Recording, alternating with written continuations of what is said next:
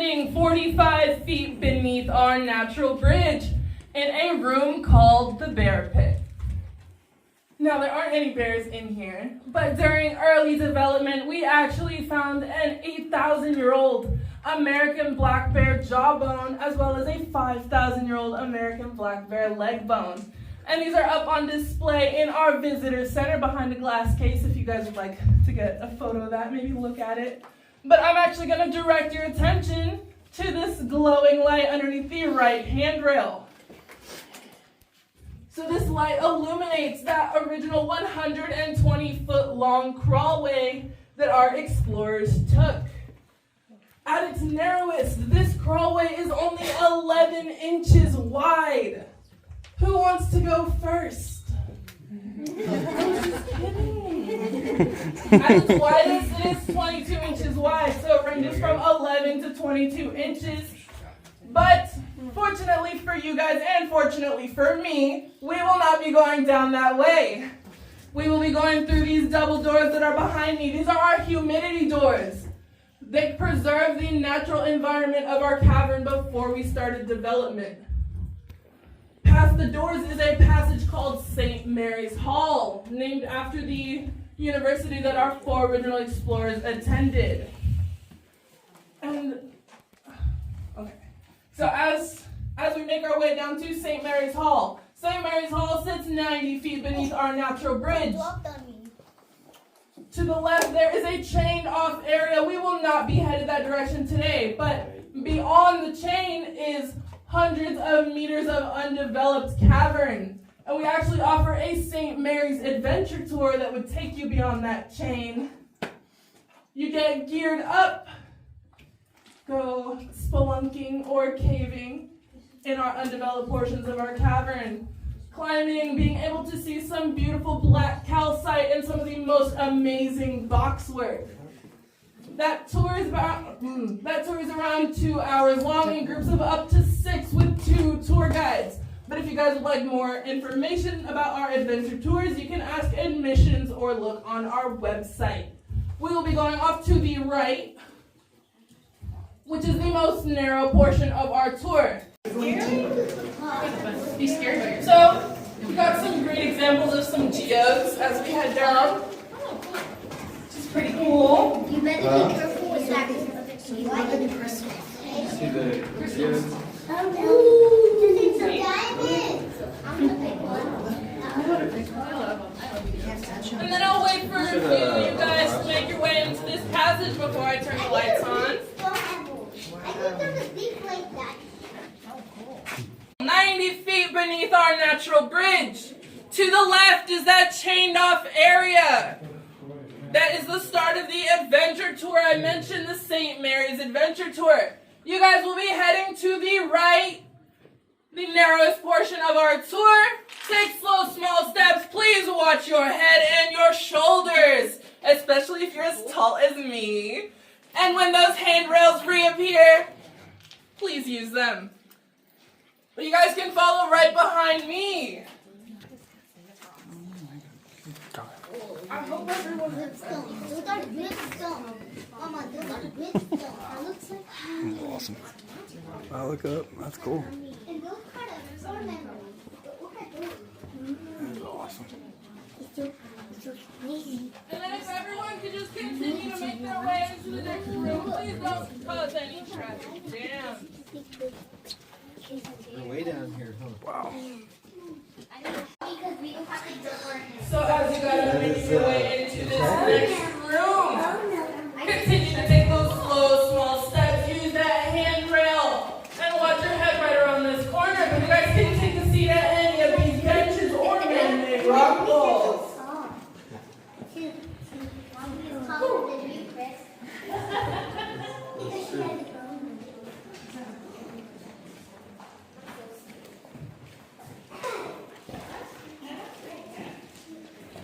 Are dripstone formations formed by dripping water. The ones right down here, starting in the ground, going up towards the ceiling. These are our stalagmites. A way to remember that is they might just reach that ceiling one day. Up here, the ones starting up in the ceiling and going down towards the ground. These are our stalagmites.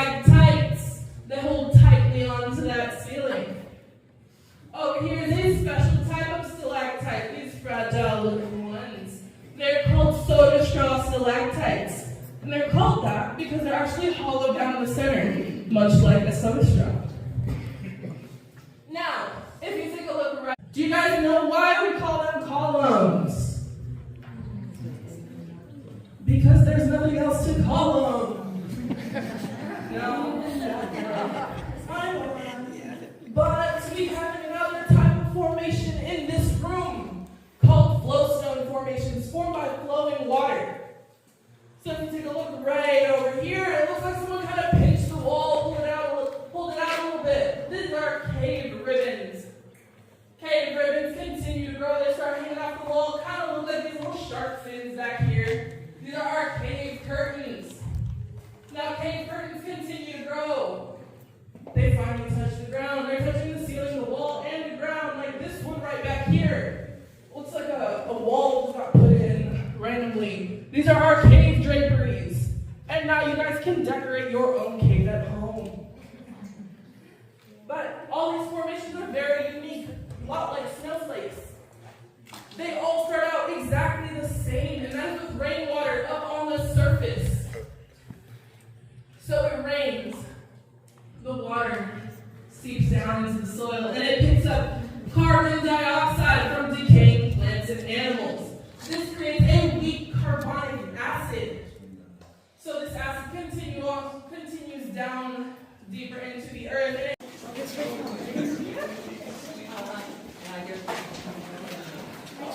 don't cause any traffic jams on the way down. But around these couple bends right down here, please watch your head and your shoulders.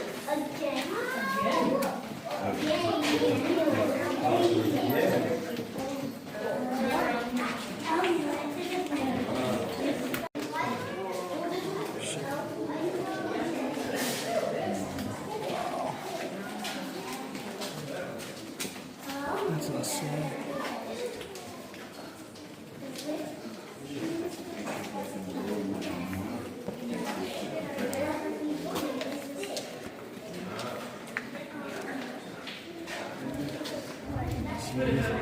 Whoever found this must have been like, whoa, look at that.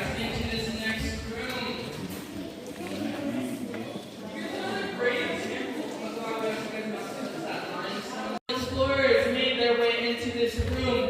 They took a look at these formations right over here. It kind of reminded them of trees. You can see some tree trunks, maybe the canopy, some tree tops right here. So, our English major explorer decided to name this room Sherwood Forest. Does anyone know where that's from? Sherwood Forest. That's from Robin Hood. Yes! So, it is named after Sherwood Forest from the tale Robin Hood.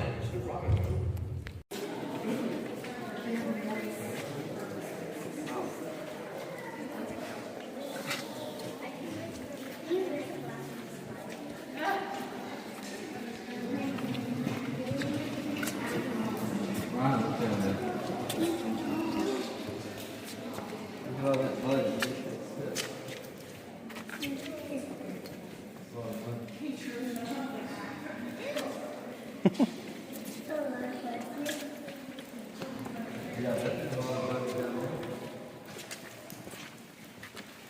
you want to live somewhere with no sinus issues, move to Arizona or Nevada. There's no plants out there. Oh my god, look at that. That's beautiful.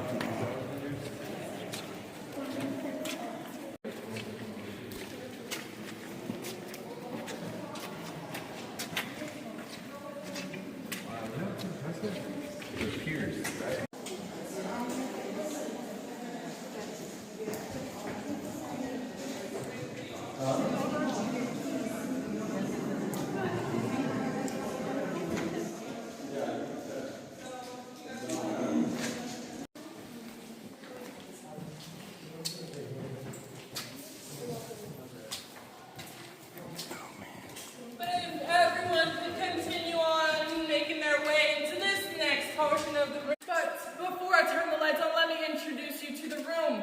This is the second largest room you guys are going to see today. It is 50 feet wide, 50 feet tall, and 250 feet long. We are currently 150 feet beneath our natural bridge.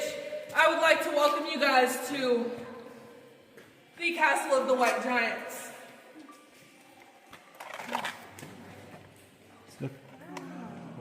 Come on. Wow. Very good.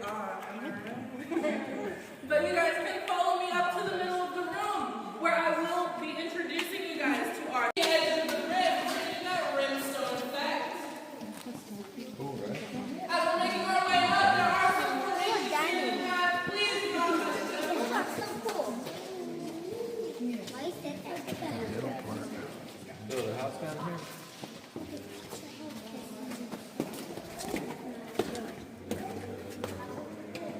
Ooh, that's for sure good stuff.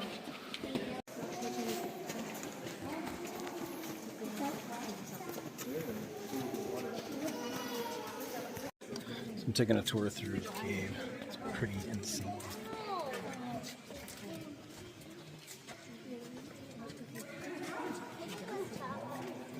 Absolutely beautiful.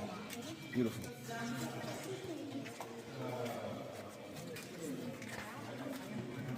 Some of these formations are three white giants. Starting first on the left-hand side. This is the tallest column you guys are going to see today. This is our watchtower. It stands at 50 feet tall, 8 feet in diameter.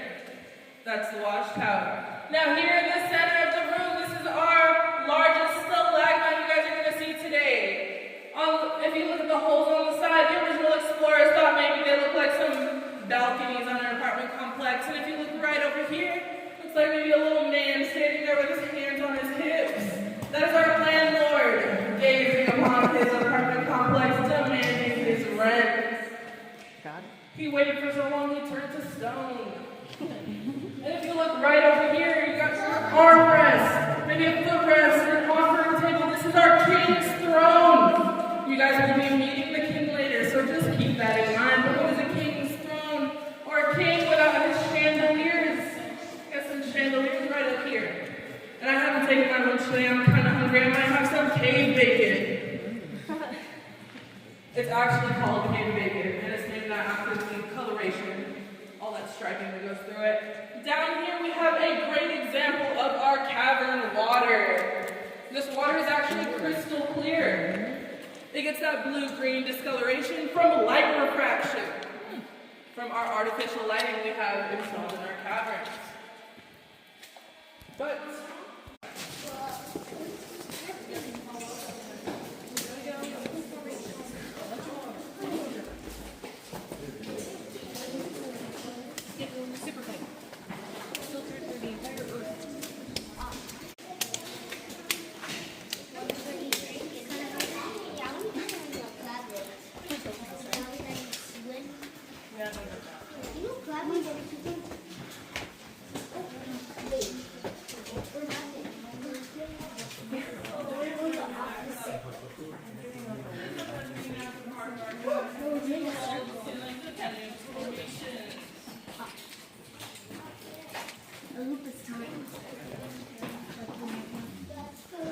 whenever you go in.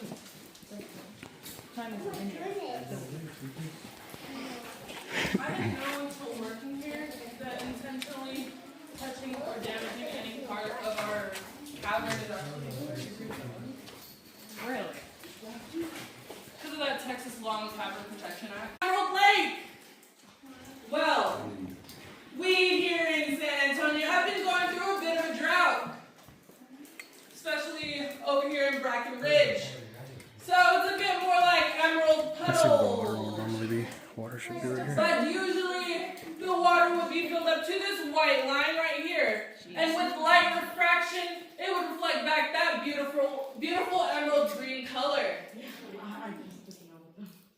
Unfortunately, there's not much to look at. So we will be continuing on down Emerald Lake Passage. Let me get my microphone.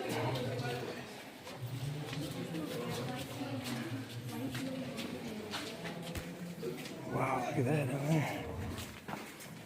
So, for those of you that didn't hear, on your right-hand side, there's a bit of an overhanging ledge. Please watch But if you look over the railing, this is actually the exit from Grendel's Canyon. Our original explorers went down Grendel's Canyon in the previous room, Castle of the White Giants. Made their way across the canyon, and then right at the bottom, right down there, they had to free climb 72 feet up into this room. That means no harnesses, no ropes. I wouldn't do that, personally. Also, it'd be kind of dangerous to sit there.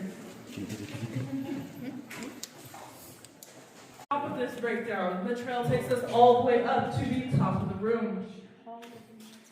So, tour guide Marlene, you just said collapse. You just said we're climbing on top of the remnants of that collapse. How do you know this room is stable? I don't. That's a joke. It's a joke. So, if you remember back to Pluto's Antrum, I mentioned it takes 100 years for the formations to grow a cubic inch. And as you take a look around, some of these formations are huge. That means they've been able to grow uninterrupted, undisturbed, without further collapse for at least tens of thousands of years. And that's kind of how we know that this room is stable. There hasn't been further collapse since the initial collapse. So we should be safe for at least. Right here, we have a little dinosaur. Maybe Yoshi.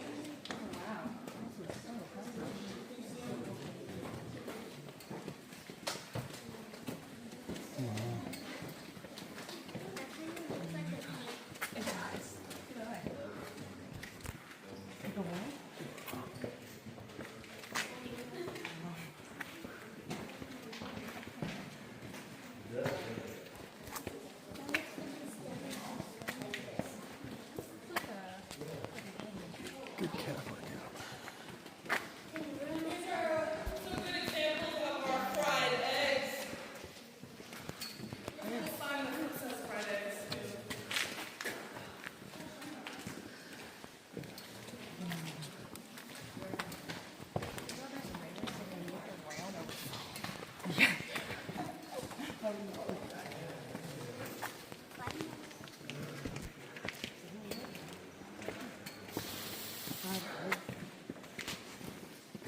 It's beautiful.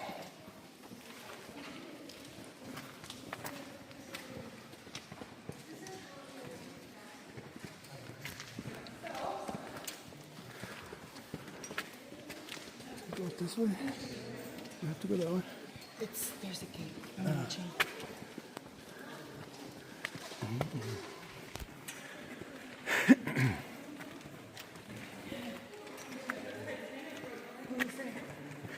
You got it.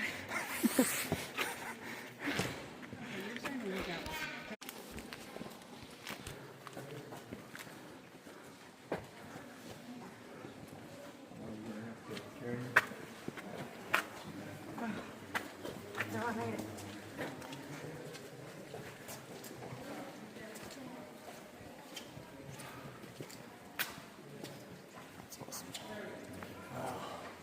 Wow. It's like just one. It's incredible. Just one.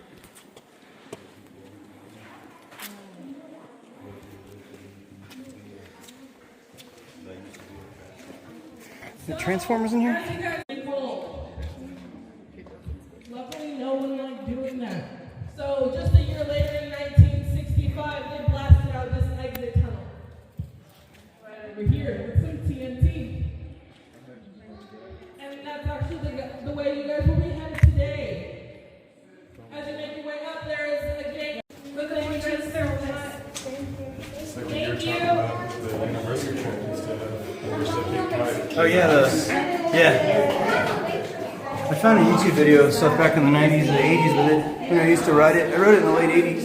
I think first time I went there was like 86 or 87. I wish I got to ride that. I've taken you on the tram. Oh, the one back in the day? I was like,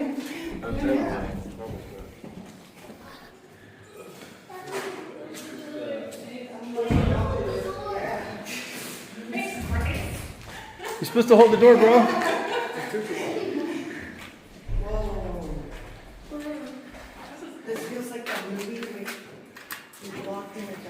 Yeah. The whole thing smell? We just watched that movie. Except I would die of heat. It's getting better. This used to actually be one of the uppermost rooms of our cavern system. However, around 5,000 years ago, due to weathering and erosion, the room collapsed in on itself.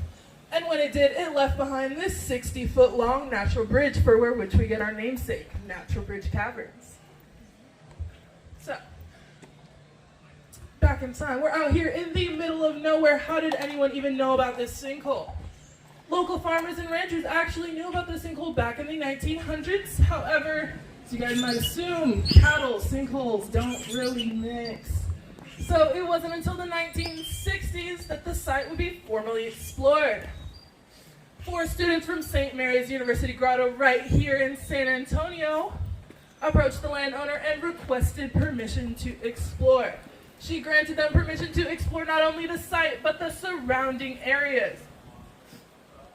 So on their 4th expedition down here, March 27th of 1960, they found a 120-foot long crawlway that would lead to over 2 miles of our known cavern system today. 1963, development of our caverns began, and this was to open them up to the public, the development was to make them more accessible, to open them up to the public for tours. July 3rd of 1964, our first official tour went down.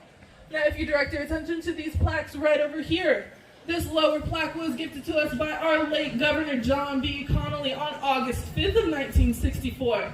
And it is actually in dedication to those 4 original explorers and those 4 cave developers. Later on, we were given the upper plaque December 25th of 1982, and it is in recognition of Clara Wolf Weiss-Tideman. She was the original landowner and the person most responsible for the development of our caverns. But are there any questions? Not yet. Well, little fun fact, the Weiss family actually still owns Natural Bridge Caverns to this day. And we have some of their kids and grandkids working here, which is pretty cool. But soon here we will be heading down to our first room where you guys are going to take individual group photos. As we head down, the trail will be steep and it will get wet as we enter the cavern. Please take slow, small steps and use the handrail as it is available to you. There's going to be a sign on your right-hand side. It is the Texas Law and Cavern Protection Act. It is a white sign. I'm going to ask that you guys that you stop right there just so you don't photobomb the group in front of you's photo. But I'm going to put the microphone away and you guys can follow right behind me.